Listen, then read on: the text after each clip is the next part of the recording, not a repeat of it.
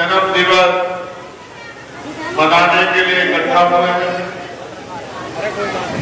अच्छी बात यह है कि जिस दिन हम ये कार्यक्रम कर रहे हैं उस दिन गांव के अमर शहीद संत रामानंद जी महाराज की जयंती भी है।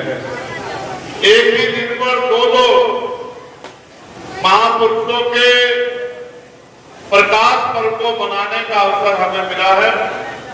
इसके लिए मैं यहाँ इस धाम को नेतृत्व कर रहे महात्मा सतीश दास जी का भी बहुत बहुत धन्यवाद करता हूँ। उनके प्रयास से मैं और आज मेरे जैसे बहुत सारे साथियों को यहाँ आने का मौका मिला। हालांकि वो लगातार शिक्षा के क्षेत्र में और जिस भी तरह से समाज को बुराइयों से निकालकर और उनकी जिंदगी में व्याप्त परेशानियां, गरीबी, बेबसी, लाचारी और जो अन्याय उनके साथ हो रहा है उससे बाहर निकालने के लिए तमाम तरह के प्रयास और तमाम तरह के संघर्ष करते रहते हैं। उनके बराबर में हमारे एक और पूज्य महात्मा जी, जिनका आशीर्वाद भी बेटे के तौर पे मुझे हमेशा मिलता रहा और उनके साथ बहुत सारे संत यहाँ उपस्थित हैं। इन संतों के चरणों में भी मैं नतमस्तक होता हूँ, इनको भी मैं नमन करता हूँ। मैं क्योंकि पार्लियामेंट का सेशन चल रहा है और इस बीच में 2 तारीख की तारीख पहले ही हम लोगों ने तय की थी कि हम 2 तारीख को कार्यक्रम में शामिल होंगे।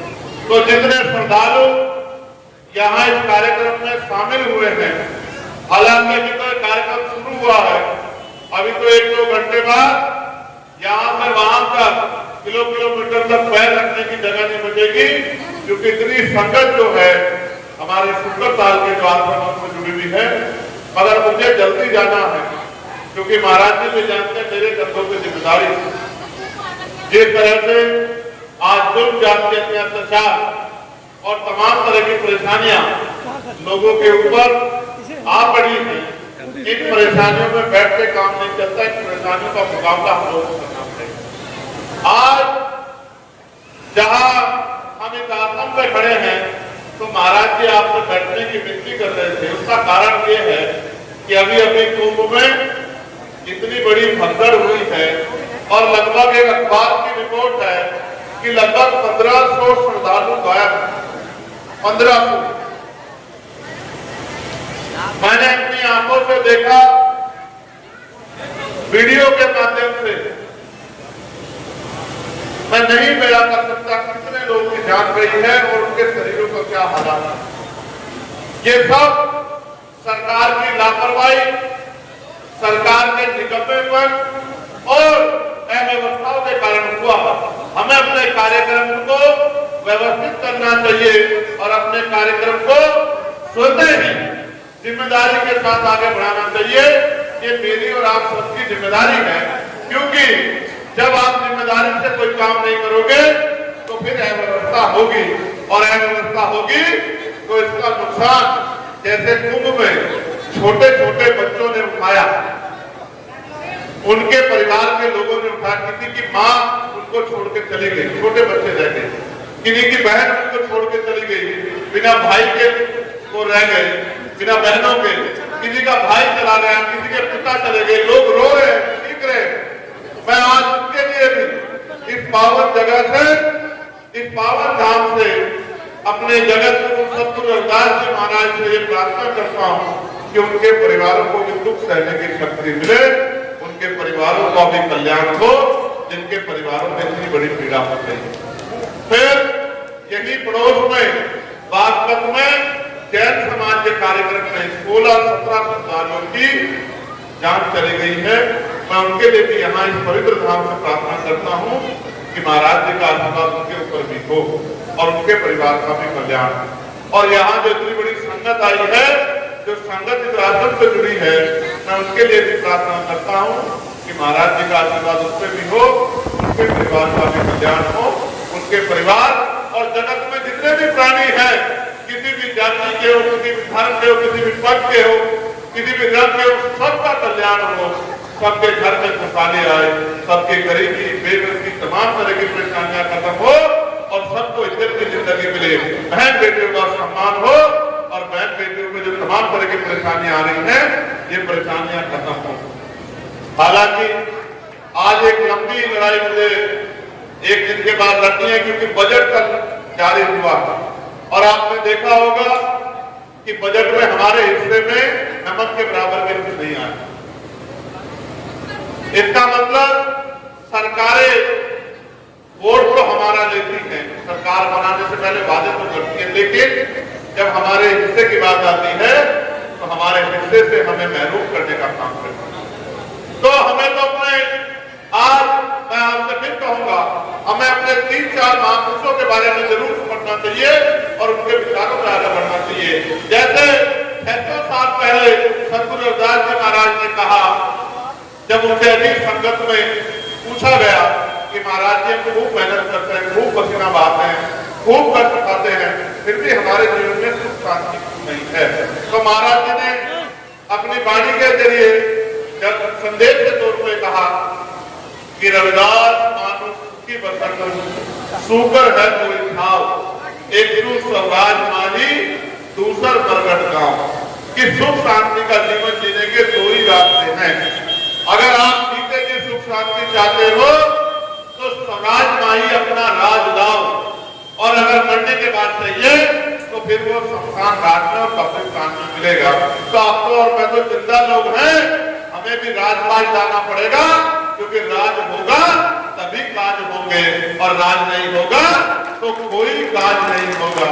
साथ साथ उन्होंने फिर ये पूछा कि महाराज जी राज तो अभी भी है, तो राज अभी भी है तो मगर काज तो नहीं हो रहे, ना ही सुख शांति का जीवन मिल रहा है। तो महाराज जी ने कहा कि राज भी ऐसा होना चाहिए, वाणी के माध्यम से समझाया कि ऐसा चाहूं राज में जहां मिले समस्त मन और छोट बड़े सपनों पर से रहदार रहे वर्तन, कि राज भी ऐसा होना चाहिए जहां कोई छोटा बड़ा ना हो, जहां कोई उच्च नीच ना हो, जहां सब लोग समान हो, किसी बहन बेटी का अपमान ना हो, कोई चोरी डकैती हत्या ना हो, किसी को खाने के लिए अन्न की, किसी को सर ढकने के लिए कपड़े की और सर ढकने के लिए छत की दिक्कत ना हो, पीने के लिए पानी की दिक्कत ना हो। यानी कि बेगमपुरा राज, यानी कि बेगम का मतलब होता है बिना दम का राज, जहाँ किसी प्राणी कोई जीव जंतु हो, जानवर हो, पशु हो, पक्षी हो, इंसान हो, किसी भी जिंदगी में कोई गम ना हो, ऐसा राज होना चाहिए।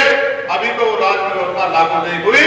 मेरा विश्वास है अगर संतों गुरुओं का आशीर्वाद रहा और आपका प्यार रहा तो उत्तर प्रदेश बहुत जल्द बेगमपुरा राज देखेगा। इस बात का मैं आपको विश्वास दिलाता हूं और मैं आपको लिख के देता हूं, जो बेगमपुरा आएगा उसी दिन संविधान का राज, बेगमपुरा राज, उसी दिन ये देश प्रदेश खुशहाल होगा और आप अपने मन में महसूस करोगे कि आज हमारी इज्जत इस देश में प्रदेश में बन गई। साथ साथ मैं आपको याद दिलाना चाहता हूँ, बाबा साहब अम्बेडकर ने भी कहा है, बाबा साहब अम्बेडकर ने कहा राजनीति में हिस्सेदारी नहीं करोगे, सबसे बड़ा बात ये होगा कि ऐसे लोग आपको नुकसान। और उन्होंने ये भी कहा कि political power is the master की, इट इज द मास्टर की, by which can you open each and every door of your success. यानी कि राजनीतिक सत्ता वो चाबी है जिससे आप अपनी सारी परेशानियों का हल खोल सकते हो, आपकी परेशानियों को बंद करने वाले सारे दरवाजों को खोल सकते हो, अपनी सारी परेशानियां खत्म कर सकते हो। जैसे आज आप में गरीबी है तो आप सोचते गरीबी कैसे दूर होगी। आज आपके पास जमीन नहीं है, आप सोचते हो आप जमीन कहां से मिलेगी। आज आप में रोजगार नहीं है, आप सोचते रोजगार कहां से मिलेगा। आज आप कहते हो कि सड़कें नहीं है, बिजली नहीं है, बिजली के दाम ज्यादा है, पानी नहीं है, तमाम तरह की और मुसीबतें, स्कूल नहीं है, कॉलेज नहीं है, यूनिवर्सिटियां नहीं है, हॉस्पिटल नहीं है, तमाम तरह के गरीब की जेब कट रही है। तो बाबा साहब ने कहा अपनी ताकत बना लो और अपने आप देने वाले बन जाओ, अपने आप जनता की मदद करो और वो राजकाज नहीं होगी। तो बाबा साहब ने भी एक बात है, उन्होंने संविधान में भी एक बात, कोई छोटा बड़ा करता सब बराबर, महिलाओं को भी अधिकार दिए और यही बात माननीय साहब का आशीर्वाद लेके गए। उन्होंने कहा जिनका राजकाज होता है उसकी बहन बेटियों में दुख नहीं होता। उनके हाथ भी फैले होते, उनके ऊपर कोई अत्याचार नहीं करता, उनके लोग लाइन में नहीं लगते, वो तो जिस चीज की तरफ हाथ कर देते वो उनकी हो जाती। तो उन्होंने कहा हुक्मरान बनना है।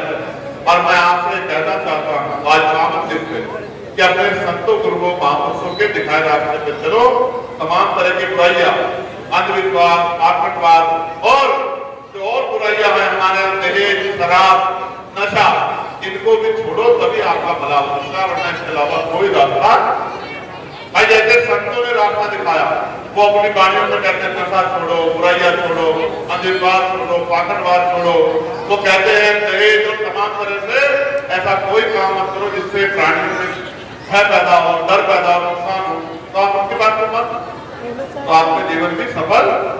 मेरे साथ यहाँ पहुंचे मेरे सारे साथियों को मैं बहुत बहुत धन्यवाद करता हूँ और यहाँ उपस्थित अपने संतों के चरणों में नतमस्तक होकर उनसे प्रार्थना करता हूँ, उनका आशीर्वाद हम लोगों को मिलता रहे और हम उनके दिखाए रास्ते में आगे चल के सतगुरु रविदास जी महाराज का जो सपना था बेगमपुरा राज का, महाराज रविदास जी का जो सपना था मानवता के राज का, गुरु नानक देव, संत कबीर, भगवान वाल्मीकि महाराज का जो सपना था गरीबों के, कमजोरों को इज्जत की, जिंदगी, सम्मान, बराबरी की बात था, वो राज आए। ऐसे मैं आपसे प्रार्थना करता हूँ। और जो मेरे साथ यहाँ पहुंचे, क्योंकि मैं धन्यवाद दूंगा, ये बहुत बड़ा काम है, कोई नेता नहीं कर पा रहा है, कोई पैसे वाला नहीं कर पा रहा है। पैसे वाला होना अलग बात है, लेकिन उसको अपने पैसे का समाज के गरीबों के लिए उसका प्रयोग करना एक अलग बात है। महाराज जी ने यहाँ बड़ा कदम उठाया है कि 5 बेटियों की शादी की जिम्मेदारी उठाई है। इसके लिए भी मैं अपने दोनों जो संतों का बहुत बहुत धन्यवाद करता हूँ और मैं आपसे अपील भी करता हूँ कि ये मानवता के हित का काम है, ये बहुत अच्छा काम है, इसमें अपना योगदान जरूर देना। जितने भी लोग आए, जिसकी जितनी हिम्मत हो, कोई कम कोई ज्यादा, जितनी हैसियत हो तो जितनी जुटा सके, क्योंकि अच्छे काम में दिए गए धन से कभी नुकसान नहीं होता। अच्छे काम में दिया गया धन वो आपको दुगना होकर जो है समय के साथ मिलता है, क्योंकि प्रकृति किसी का उधार नहीं छोड़ती। इसलिए मैं आपसे प्रार्थना करूंगा कि आप अपना अपना सहयोग भी जरूर करना। और मैं क्योंकि मुझे जाना है, आज दिल्ली में भी चुनाव चल रहा है, आपको मुझे प्रचार में पहुंचना भी, यहाँ से हम लोग गढ़ी जाएंगे, गढ़ी से मेरठ जाएंगे, मेरठ से दिल्ली जाएंगे। तो मैं अब प्रार्थना करता हूँ कि मुझे जाने की इजाजत दी जाए और मेरा केक वहीं भिजवा देना था, अपना केक वहीं जाके जो है। ये कितने किलो का केक? महाराज जी के जयंती के जन्म दिवस के जितने जन्म दिवस पूरे हुए आप ये भी देखो। हालांकि मैं कुछ अलग तरीके से सोचता हूं, लेकिन महाराज जी ने 648वें जन्म दिवस पे 648 किलो का केक जगत गुरु सतगुरु रविदास जी महाराज का बनवाया है। इसलिए बड़ी सोच के लिए भी मैं उनका बहुत बहुत धन्यवाद करता हूँ और यहाँ उपस्थित हमारी माताओं बहनों को भी जय भीम प्रणाम करता हूँ। बहुत बहुत धन्यवाद। जय भीम, जय भारत, जय गुरुदेव, गुरुदेव और आप सबके लिए भी करता हूँ। धन्यवाद।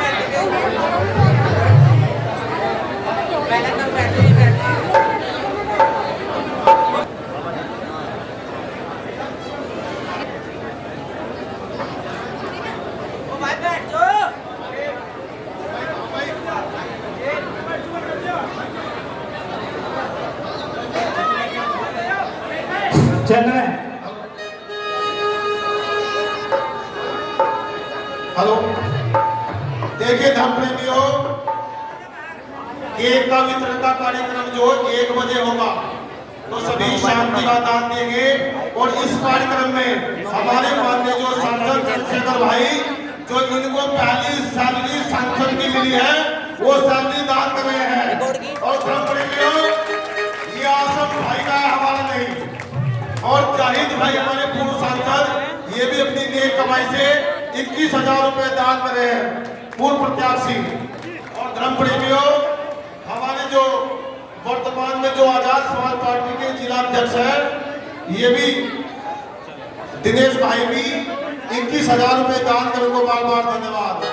और सभी से निवेदन है कि शांति का दान बनाएंगे और सत्संग का कार्यक्रम चलता रहेगा। 1 घंटे बाद जो केक का वितरण कार्यक्रम किया जाएगा। सत्रह